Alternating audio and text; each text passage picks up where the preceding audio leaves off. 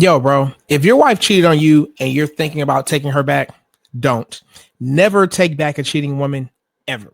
I'm going to tell you exactly why taking her back destroys your self-respect, why she'll cheat again if you do, and what you need to do instead to maintain your dignity and sanity as a man. You're an engineer, an entrepreneur, or a corporate executive. You've built a life with this woman. You've given her your last name, your home, your resources, your loyalty, and she threw it away to sleep with another man. Now you're sitting here thinking, but if we have kids together, maybe I should try to work it out. Maybe she made a mistake. Maybe you're even thinking about couples therapy to rebuild trust. My name is AD the Kingmaker. I help engineers, executive entrepreneurs save their marriages, stop their wives' bad behavior, and get their wives desiring them again without begging, without therapy, without losing respect for themselves in the process. I show you how to get her jumping out her drawers the same way she did during the honeymoon phase. If that's something you're interested in, then subscribe to my channel for more content like this. So what's happening? Maybe she said it was a mistake. Maybe she said she's sorry and wants to work things out. Maybe you're thinking, if I forgive her, we can move past this and keep the family together. Maybe you're thinking, I don't want to break up the family. The kids need both of us. Maybe you're thinking, everyone makes a mistake. Isn't forgiveness a virtue? Here's what's actually happening. You're about to make the biggest fucking mistake of your life, guaranteed. Here's the truth. Very rarely does a woman make a mistake and have sex with another man. This was thought out well in advance. It was orchestrated in such a way that you would never know about it. To call her having sex with another man a mistake is downplaying the severity of the situation. This wasn't an accident. This was a decision. Now, maybe if she was out drinking and something happened, okay, maybe that was a mistake. But even then, she intentionally put herself in a position when she was out tipsy drinking and then things happen. Okay. But if this has been a man who she has known for months or for years, can say with almost absolute certainty that women tend to be shysty and manipulative and that this was planned. I promise you. And if you take her back with no consequences, you're communicating non-verbally one thing. I'm the kind of guy you can cheat on and come back to. Baby, it's no big deal. And that's what happens next. She'll do it again. Because if you don't give any consequences for her cheating, she has no reason not to do it again. And it's that simple. Now, I can hear naysayers now, but AD, what if we have kids together? Don't I need to keep the family intact? You can still keep your family intact without giving her your last name. Here's what I hear from men. I want my family. I still want to make it work. But what they're really saying is, I think I need to continue being with a woman who cheated on me and gave away her body to another man for little to nothing. Okay. You can live with her. You can still raise your kids around her. But at a very, very, very bare minimum, you need to take your last name back. Let her know that although she is the mother of your children, she is no longer your woman, because your woman does not give away access to her body to another man. That's not what your woman does. She now belongs to that man. And if that's not the case, why in the hell would she give her body to him? Why is it that that man, gets such a stark discount? You gave her your last name. You put her on a mortgage. You share a car note. You've given her kids. You've put her on a 401k and the life insurance and all these things. And he gets to just show up and drop off some dick for free? Absolutely not. Tell her that's your new man. I'll be the side guy, meaning you'll be the side guy who just sits there and fucks her for little to nothing. She can marry him, be his woman, be his responsibility. That is what I recommend that you do. But AD, shouldn't I at least try couples therapy to rebuild trust?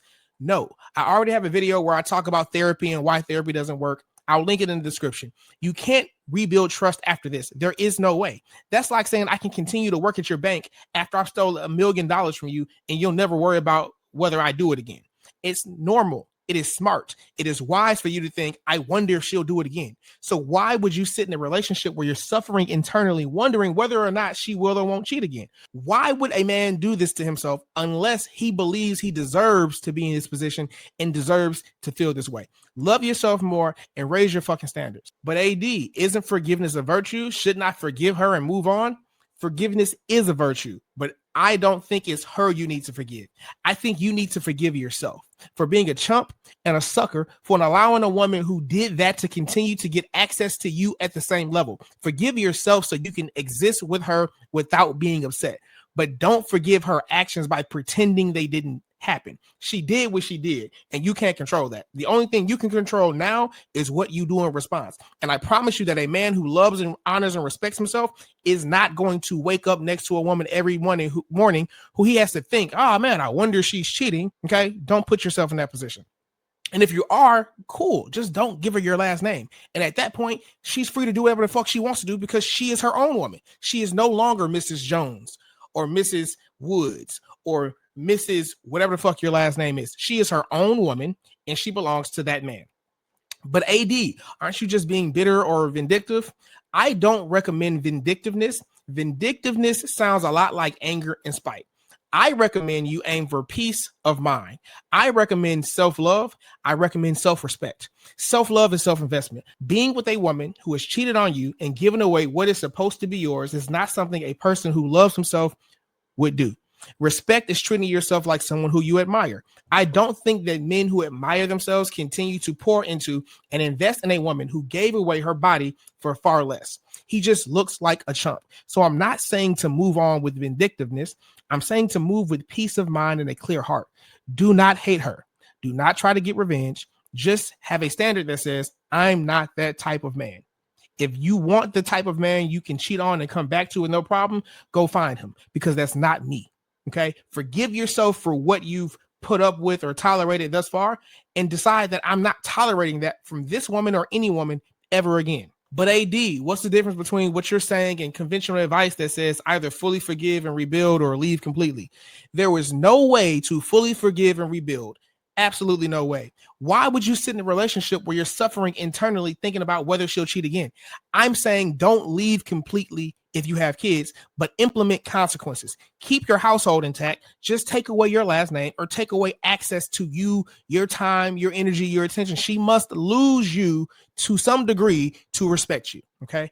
There must be consequences for her actions. Otherwise, why would she not take those actions again? So what does actually taking away access look like? On the simplest, most practical level, it looks like you no longer engaging energetically in conversations with her. Before she cheated, maybe you were engaged. Your face was open. You were joking, laughing, poking at her, having fun, the way happy couples do. Taking away access to your energy looks like now having conversations with her only on a necessary basis. When it comes to the kids or logistics, anything outside of that, you talk to her in the same way you would talk to someone in the line behind you in a grocery store. Very short. Hi, hello, goodbye. Nice weather we're having. Very brief, very uninvolved energetically. Another practical example. She can't sleep in the same bedroom as you anymore. She needs to sleep in the other bedroom across the hall, or hell, make her sleep on the couch. Okay. Or taking away access to your last name. Let's get a divorce on paper. You can still live here if you want. You just need to chip in your half of the rent. Okay. Make her responsible. My man, you're the king. It's your kingdom. Do what you want. But there must be a removal of access. This communicates to her non-verbally, because y'all love to just fucking talk and think that communication is talking is the only way to communicate. Non-verbally, this communicates, you don't get the same level of access to me after the decision that you made, which is not the same as saying you're now an enemy. You're not an enemy. You're just not in my good graces. What's your thoughts? What's your experience? Drop a comment down below. Let me know. Do me a favor. Share this with someone who you think needs to hear it. And if you are an engineer, an executive, or an entrepreneur, and you're on the verge of divorce, or you're tired of dealing with bad behavior, you want to learn how to turn it around, click the descriptions in the link below to access any of my blueprints, or go to the 30dayfix.net so I can show you how to turn it around, get her jumping out her drawers the same way she did before the honeymoon phase, except if she's cheated. If she's cheated, you gotta let her go. I can't help you if she's cheated. I wouldn't feel good at night helping you sleep next to a cheating woman. It's just not worth it, King. Toss her aside, move on. Till next time, I've been your host, AD the Kingmaker. Peace.